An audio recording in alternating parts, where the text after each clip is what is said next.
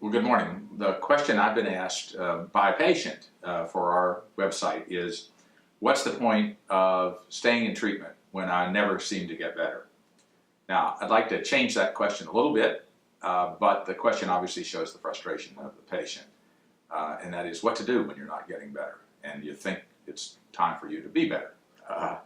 So first off, I want to kind of explore 3 or 4 levels. One is that let's assume right away that you're in treatment, obviously, and let's assume for the moment that the doctor has correctly diagnosed you as having depression of some sort, okay?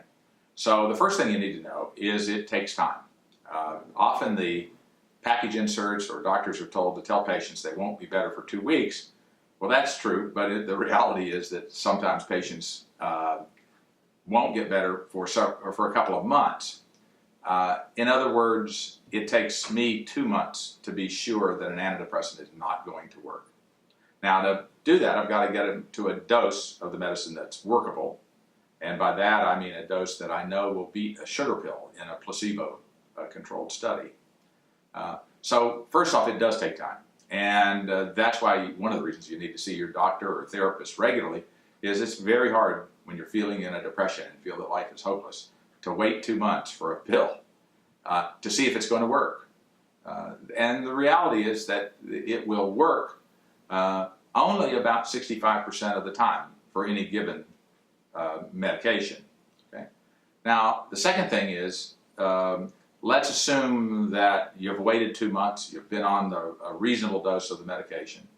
So now we want to make sure, do you really have a depression? Is that really the problem? And is the treatment you're getting the right treatment? Okay, and I think you and your doctor should review that.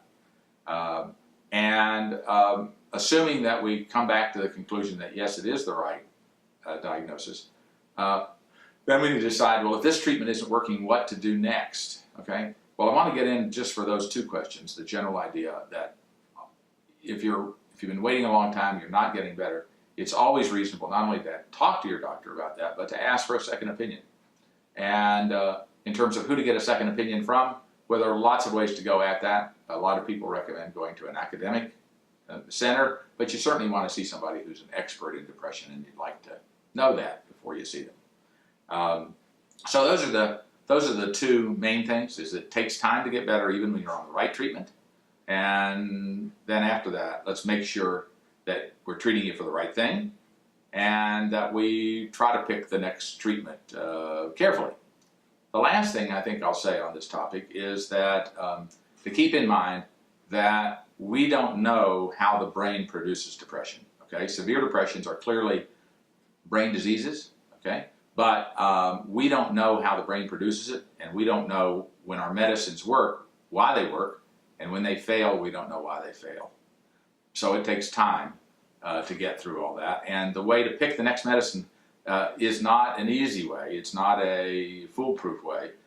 It is an educated estimate or a calculated guess, and some people even call it trial and error. That's certainly not unfair, but what I can tell you is when patients and families have come to me to ask me this question, why should I keep going when I'm not getting better?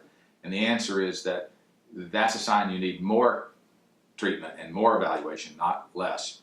Almost all patients will get better eventually. So hang in there.